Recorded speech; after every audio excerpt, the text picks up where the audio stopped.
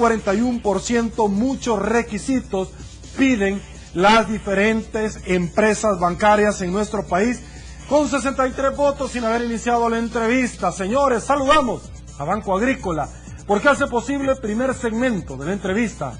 Bueno, nos incorporamos, señores, para darle la bienvenida a nuestro invitado de esta noche, el licenciado Óscar Cabrera Melgar, presidente del Banco Central de Reserva. Presidente, un placer tenerlo en su casa, gracias por acompañarnos. Muy bien, muy buenas noches, pues un saludo a la población salvadoreña. Gracias.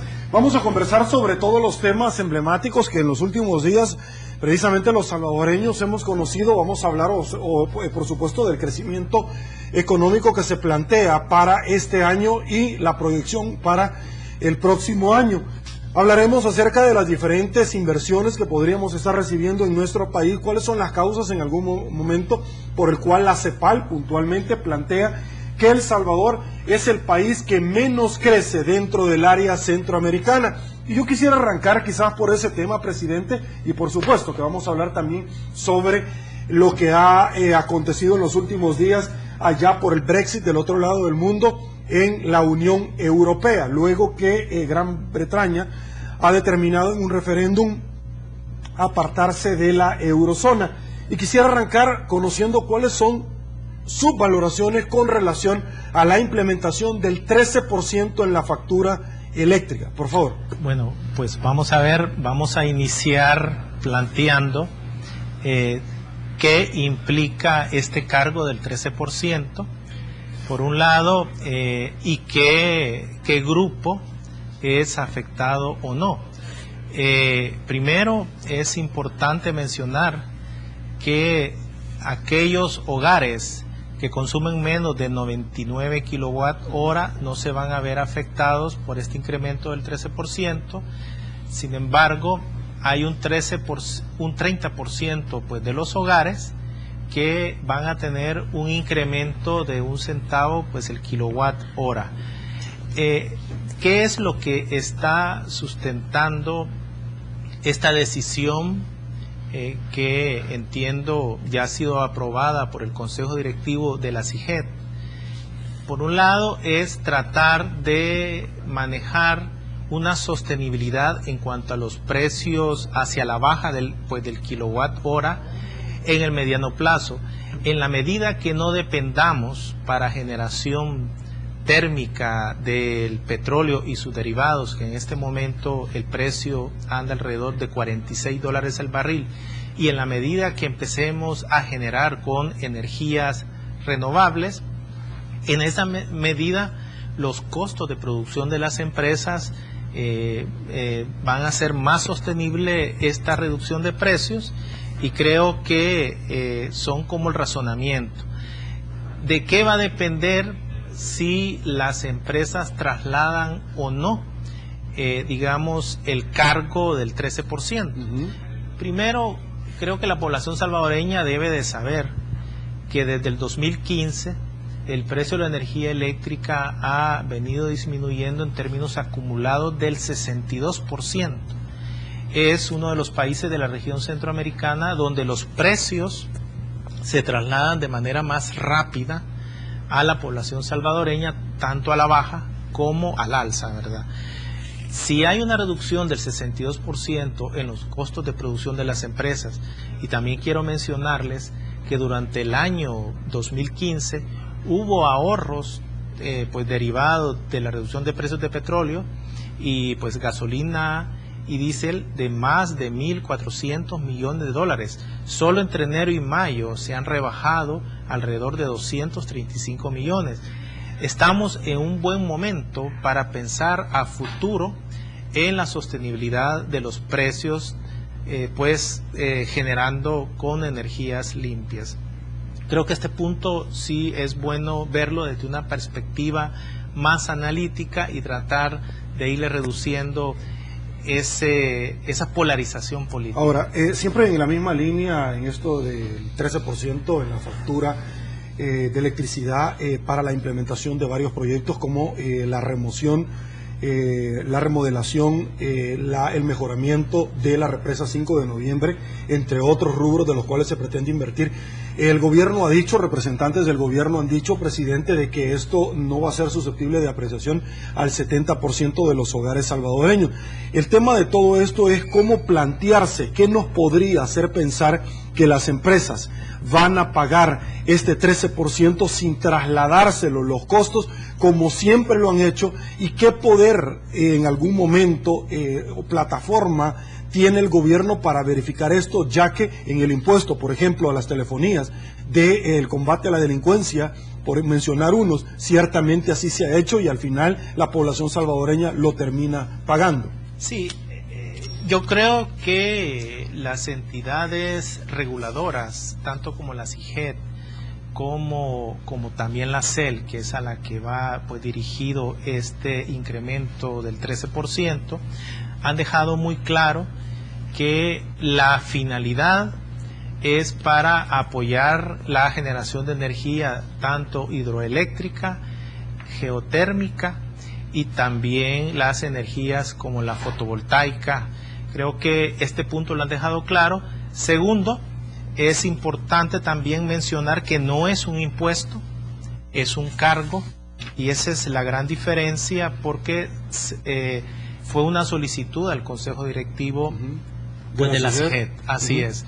Y yo creo que la institucionalidad pública es importante que se abra al análisis del uso de estos fondos.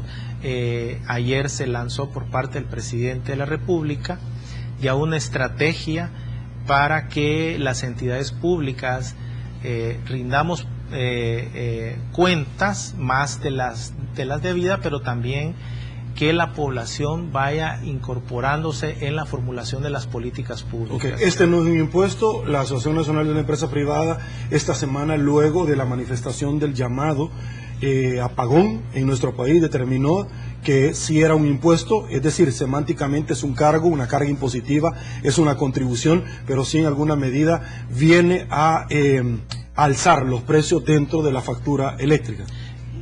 En mi entender hay que ser serios. Este es un cargo, no es un impuesto, y esto viene de la mano a esa campaña que se ha divulgado, que hay 22 impuestos, así se menciona.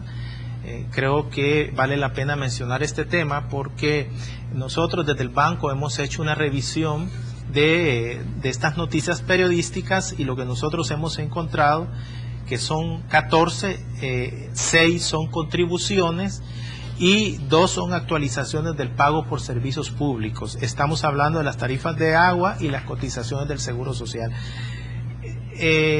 Yo creo que no beneficiamos en nada en este tipo de alta polarización política.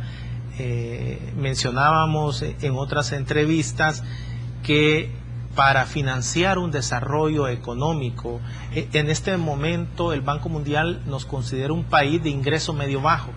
Si nosotros quisiéramos llegar a ser un país de ingreso alto, tardaríamos más de 187 años. ¿Cómo hacer posible que podamos llegar a ese nivel? Primero, necesitamos una tributación más progresiva. Segundo, nuestra carga tributaria es baja respecto al promedio de América Latina, es de 15.4%, mientras que el promedio de América Latina anda por 24%. Y por otro lado, hay que ir caminando a sustituir el tipo de tributación que tenemos en El Salvador, que es una tributación basada en impuestos indirectos, por una tributación más directa que se apoye en, de nuevo, la aprobación del impuesto al patrimonio que se derogó en la década de los 90, y eso hizo perder casi 4 puntos del PIB en cuanto a carga, y también basado en el impuesto sobre la renta. En la medida que seamos capaces de ir llegando a estos acuerdos mínimos, también no hay que dejar de lado la eficiencia del gasto público. Ese es un reto de todo país, de implementar políticas de eficiencia en el gasto. Ok, señores, damos paso a la primera pauta comercial. En 8 puntos, volvemos. Estamos de regreso, mil gracias El Salvador por su preferencia. Nosotros seguimos conversando con el presidente del Banco Central de Reserva y por supuesto también le vamos a presentar a continuación, dentro del tradicional collage de todas las noches que articulamos para todos ustedes, las últimas noticias que se han producido y que muchos rotativos han suscrito dentro de su madera. Arrancamos. Piden a Corte Suprema de Justicia frenar incremento al 13% a la tarifa de energía a cargo del 13 Energía. Será para financiar ampliación de presa 5 de noviembre. Ministro de Economía, ante el incremento de esta tarifa comprende el rechazo, pero es tiempo de hacer un sacrificio por parte de la población. El país se endeudaría más por programa de los ninis. Dar dinero a ninis es una medida popular y no es sostenible, dicen los analistas. El país ya negoció un préstamo de 130 millones para programas de los ninis. FUSADE cuestiona programa para jóvenes sin empleo ni estudio. Sánchez Serén destaca crecimiento y mejor ambiente para invertir en nuestro país. CEPAL, para el 2016, economía de El Salvador crecerá 2.4% por debajo del resto de países de Centroamérica. Delincuencia es el factor que más influye en el mal clima de inversiones para atraer a otras personas a invertir a nuestro país. 52% de empresarios desconfían del clima de inversión local.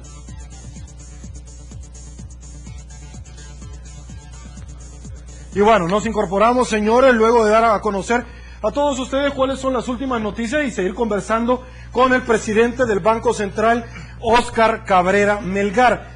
Vimos nosotros donde la inversión de un plan Capital Semilla hacia los ninis, presidente, se va a articular por parte de un préstamo internacional. Muchas personas creen, que han venido a esta tribuna de entrevista, que es un plan populista. Otras dicen que es electoral y otras lo ven contraproducente por cuanto esto se produce o se obtiene de otro préstamo para seguir la pelota de nieve, haciéndola un poco más grande y que no se genera de elementos pecuniarios o económicos que producimos en el país. ¿Cuál es su opinión con relación a este tema? Bueno, yo creo que los tanques de pensamiento y las gremiales siempre han sostenido que el principal problema de este país es la incapacidad por generar empleo digno. Y es un tema histórico, desde los 80 que no creamos empleo digno. Creímos ciegamente en las fuerzas del mercado en la década de los 90 y no se creó empleo. Se implantaron políticas basadas en el consenso de Washington y a lo que nos ha llevado es que en los últimos 10 años el crecimiento promedio ha rondado el 2%. Yo quiero hacer parte de la historia para volver a repetir lo que ha sido un caso exitoso. En los Estados Unidos, cuando finalizó la Segunda Guerra Mundial, se trabajó un programa casi similar al que está proponiendo el gobierno actualmente, que es que el gobierno dote de capacidades a aquellos jóvenes que ya tienen edad de trabajar, que son parte de la población económicamente activa, porque si tú revisas las ofertas de trabajo, usualmente lo que te piden son 3 años de experiencia. Y ¿cómo vamos a hacer con jóvenes que no se les puede dar una experiencia? Los Estados Unidos implantaron este tipo de programas que se denominaban empleadores de último recurso por parte pues del Estado. Se les dotó de capacidades y a los jóvenes trabajaban de manera temporal con el sector público, pues con el sector privado. Otro caso exitoso de esta experiencia es la experiencia de Australia. Australia también implanta este tipo de políticas y los países nórdicos.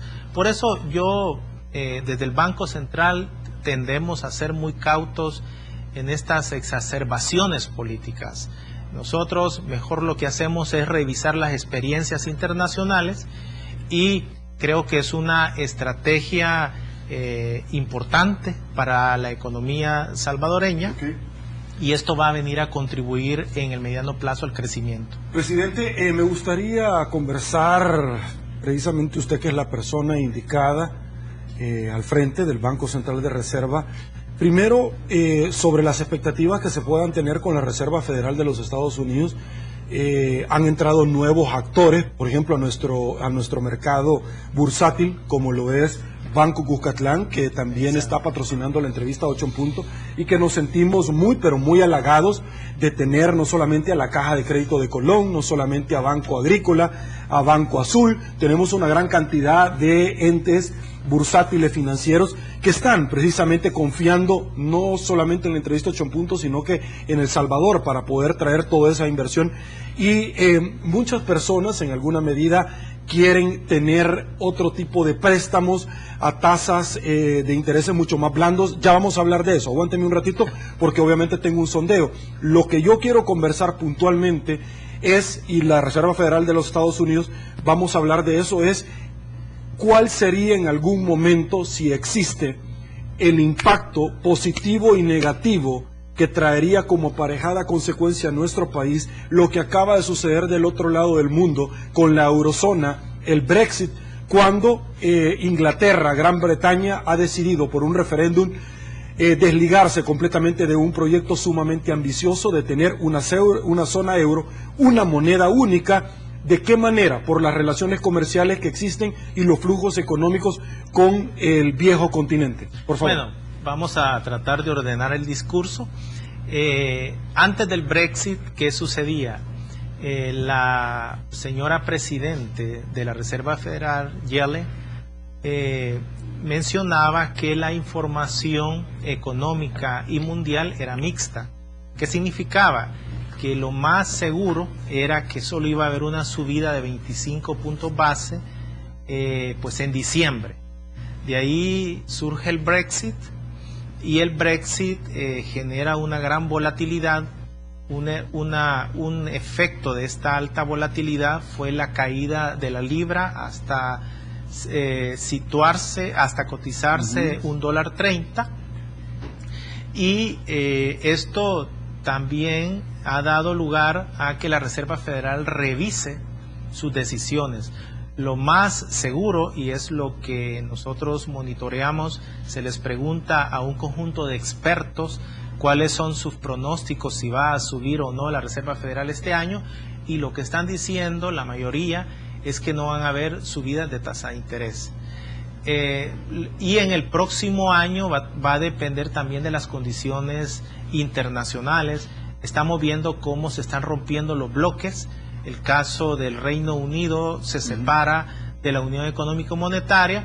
Algunos argumentan que en el caso del Reino Unido hay dos enfoques. Por un lado está el enfoque de los efectos que la inmigración ha restado o detraído empleos a los británicos, pero también hay otro enfoque donde esas políticas de austeridad a ultranza, esas reducciones de gasto que se han implantado por parte de Alemania al resto de los países de la eurozona han sido los factores pues detonantes del por qué el Reino Unido se ha salido. Uno de los efectos, más que en el campo financiero, donde ya estamos viendo pues un efecto, es por la cotización del dólar. El dólar es una moneda muy dura y esto está dando lugar a que el dólar se aprecie respecto a las principales monedas internacionales, como es el euro, como es el yen, el yuan y todas las monedas pues de América Latina. El que la economía salvadoreña tenga al dólar como moneda de curso legal tiene luces pero también sombras. Luces en el sentido de que es una moneda de refugio, todo el mundo la usa, pero también es una moneda en sombras muy cara. Para competir significa, mientras que los otros países están devaluando su moneda, nosotros al contrario, nuestros productos son más caros. ¿Cuáles son las vías que tiene la economía salvadoreña para competir?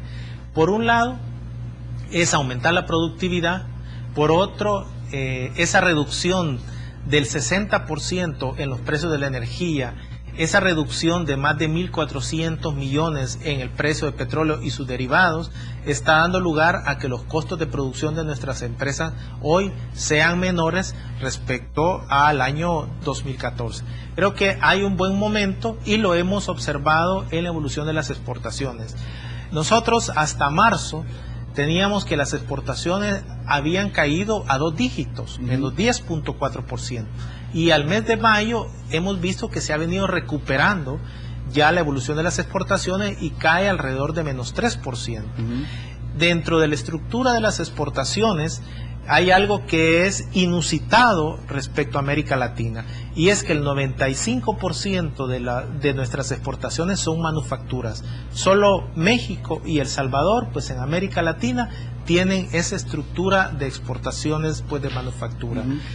¿Qué es lo que explica la caída? Es el sector agropecuario, que obviamente 2014 y 2015 fueron años duros en términos de sequías.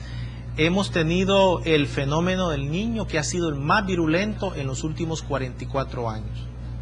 Una pregunta antes de irme a una pausa y en una forma muy sintética. Viniéndonos nuevamente de Europa, vemos la eurozona, donde en alguna medida el salvavidas que tuvo Grecia ante el problema económico que estaba afrontando, y particularmente el tema de la recesión económica y de y del tema previsional. Viniéndonos para acá, sí, ¿de qué manera el tema previsional nos afecta día a día, sí, a los salvadoreños en términos de la economía? Creo que Grecia nos está dando una lección, y es la siguiente. Ya el Fondo Monetario había planteado a la eurozona que el proceso de ajuste fiscal tenía que ser gradual, no tenía que ser un proceso de ajuste fiscal de choque, porque los efectos que se iban a conseguir no eran los estimados, que era una recuperación del crecimiento económico, una recuperación del empleo y una reducción de la deuda pública. ¿Por qué creo que esta lección aprendida de tomar procesos de consolidación demasiado fuertes puede ser un arma de doble filo para El Salvador?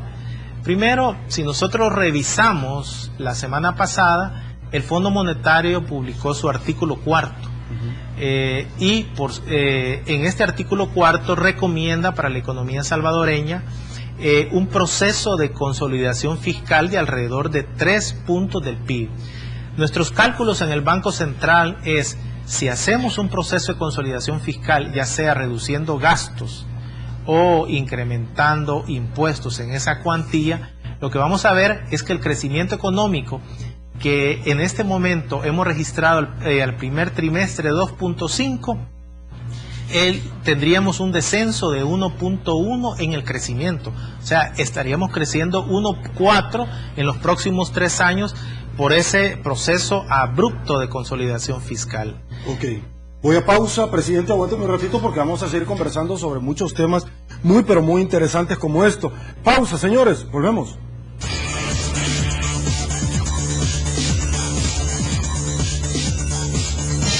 Estamos de regreso, mil gracias El Salvador por su preferencia.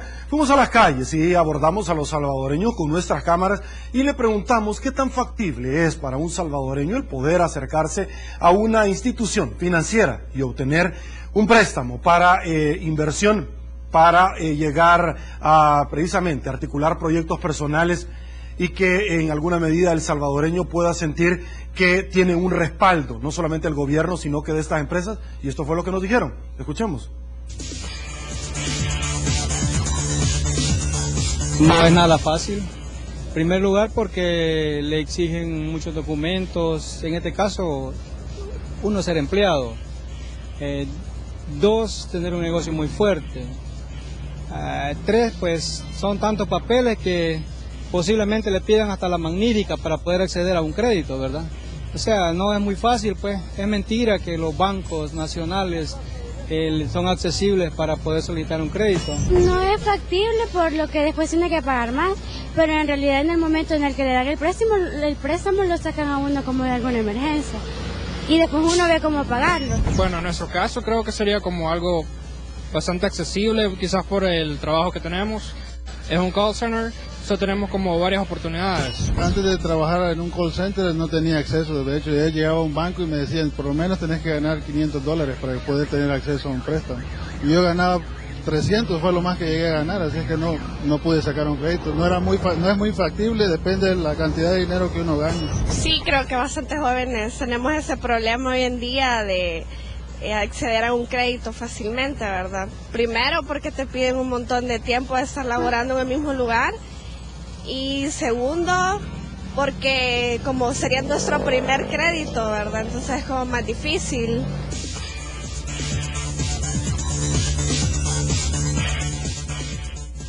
Bueno, presidente, esto es lo que opina la gente con relación al poder acceder a ser sujeto de crédito en una empresa bancaria y poder obtener un préstamo para proyectos personales. Lo ven sumamente complicado y muchísimas veces hasta imposible.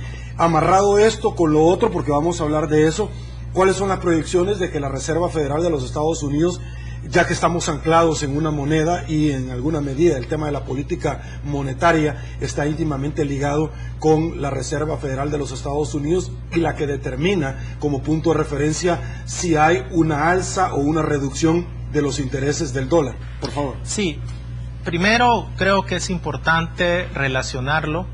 Nosotros la semana pasada pues divulgamos una encuesta de la demanda y utilización de los principales productos financieros, y se hizo una encuesta para alrededor de 5.211 personas con una representatividad a nivel nacional y pues departamental, y ahí encontramos que solo el 12% de las personas encuestadas nos manifestó que tuvo acceso al crédito. Aquí hay grandes brechas para que la población pueda tener acceso a un crédito.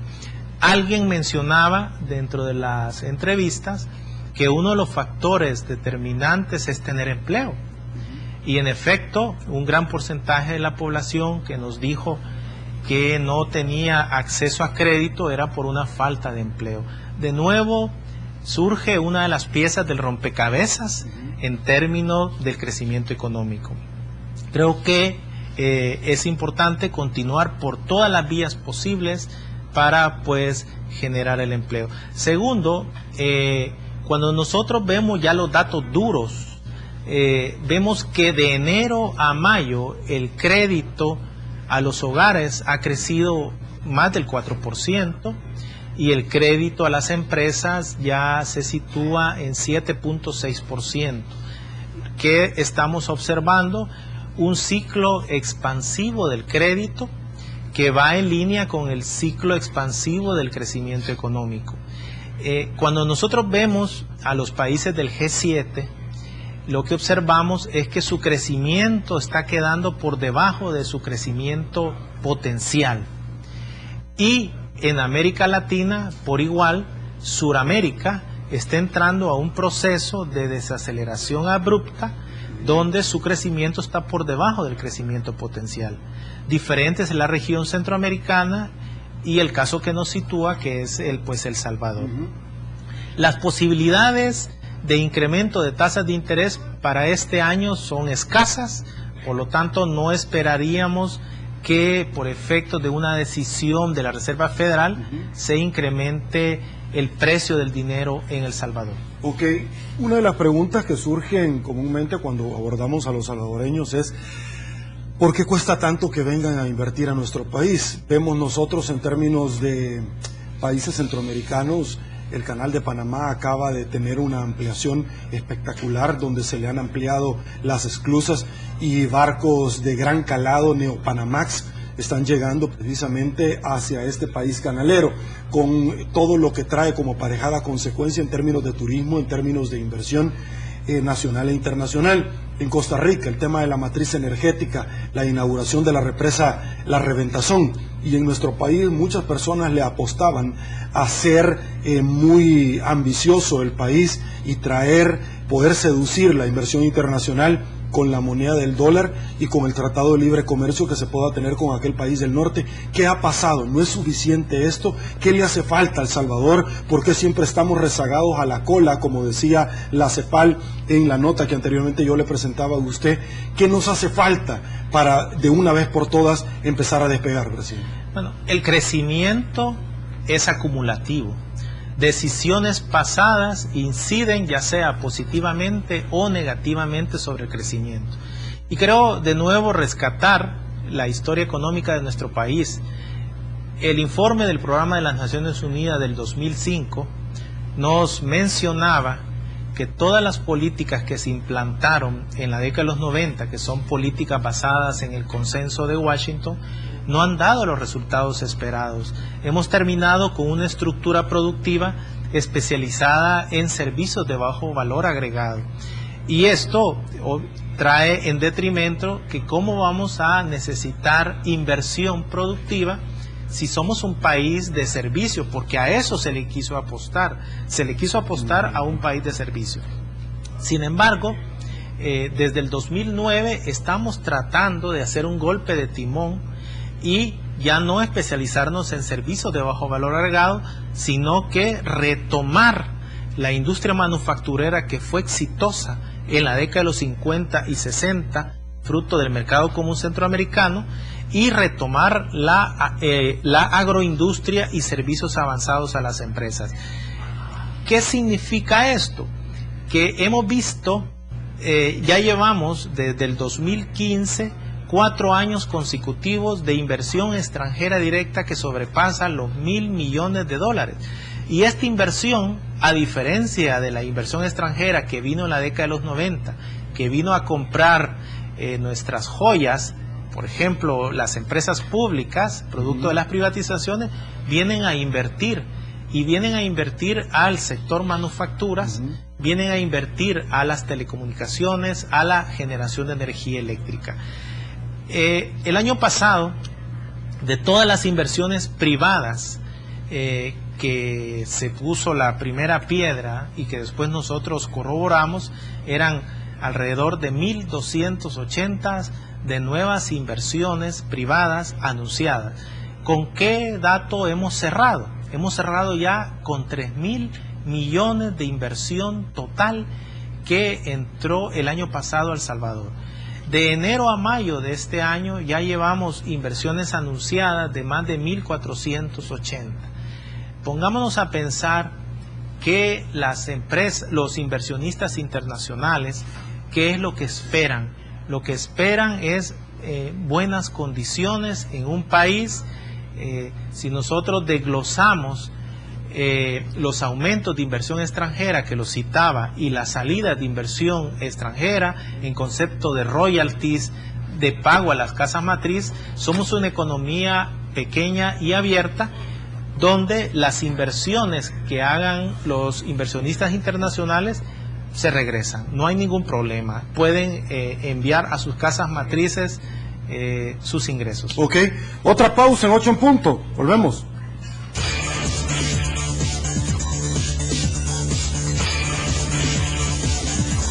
Estamos de regreso, mil gracias El Salvador por su preferencia. Nosotros llegamos al final de la entrevista 8 en punto y no me resta más que agradecerle al licenciado Óscar Cabrera Melgar, presidente del Banco Central de Reserva, por habernos acompañado y por supuesto habernos ilustrado sobre muchas preguntas que seguro esta noche muchos salvadoreños que habían articulado han recibido una respuesta. Presidente, muchísimas gracias por habernos acompañado. Bueno, para mí ha sido un gusto estar dialogando sobre diferentes temas y muy buenas noches. Muchísimas gracias.